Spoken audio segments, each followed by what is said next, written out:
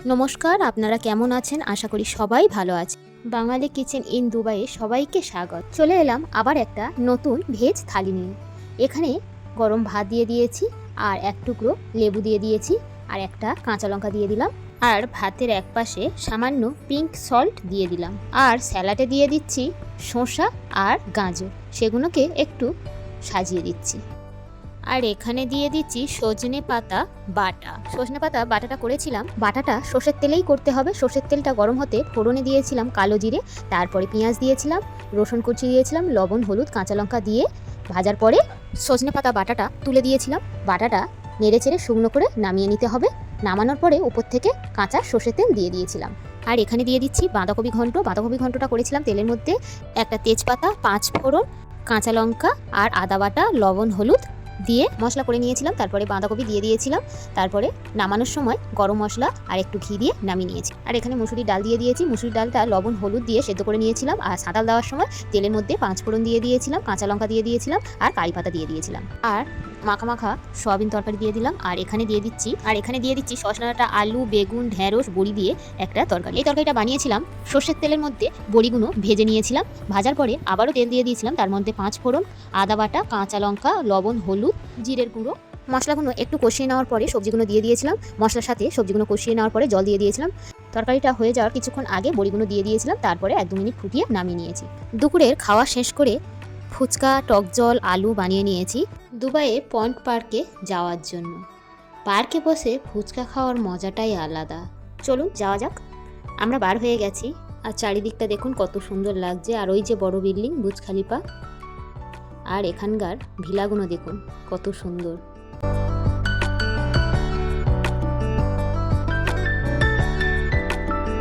রাস্তার ধারে ধারে এরকম গাছ বসানো থাকলে খুব ভালো লাগে দেখতে। চারিদিকটা দেখুন। আর আমরা পার্কের কাছেই চলে এসেছি। এটা পার্কের বাইরে, এখানেই সবার গাড়ি পার্কিং করতে হবে।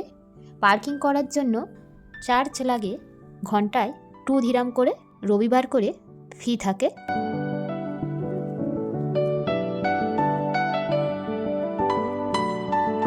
চলুন পার্কের ভিতরে যাওয়া যাক। আর এখানে আমার বাবু আর বাবুর বাবা ব্যাগ নিয়ে আগে যাচ্ছে, আর মেয়ে আমার কোলে। এটা হচ্ছে পার্কের গেট। এই পার্কে দেখতে পাচ্ছি খাওয়ার জলও আছে। আর এখানে ইভিনিং ওয়াক করছে। আর এই সাইডটা হচ্ছে ওয়াশরুম। এই পার্কটা অনেক বড়।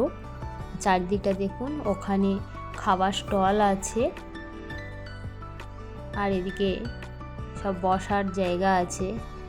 এখানে সব বাচ্চাদের নিয়ে খেলা করছে।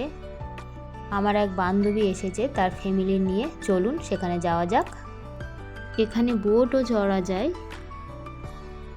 বোটগুলো চড়তে গেলে 60 দিরহাম করে দিতে হবে।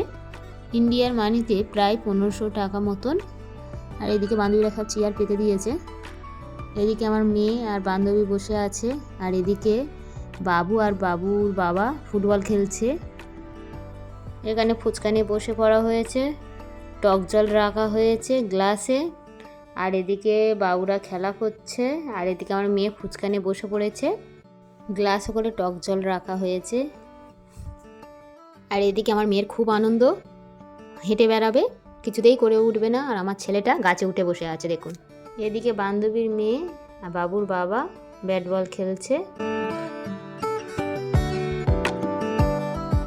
মানুষের ব্যস্ততার জীবনের মধ্যে থেকেও একটু সময় বার করে নেওয়াটাই খুবই জরুরি নিজেদের শরীরের জন্য। বাচ্চাগুলো দেখুন, ঘরে বন্দি থেকে থেকে বাইরে বার হলে কত যে আনন্দ পায় পার্কে এলেই বোঝা যায়। চারিদিকে বাচ্চারা খুব আনন্দে খেলা করছে। আর এখানে দেখুন পার্কে এই গাছটাতে ফুল হয়ে ফুল চারিদিকে পড়ে আছে। ফুলটার নাম আমি জানি না, আমার মেয়ে ফুলগুলো কুড়াচ্ছে। চলুন এবার বাড়ির দিকে যাওয়া যাক, সন্ধে হয়ে গেছে। আর এই যে গাড়িগুলো বাচ্চারা চড়ছে, এগুলো কিন্তু ভাড়ায় পাওয়া যায় পার্কে।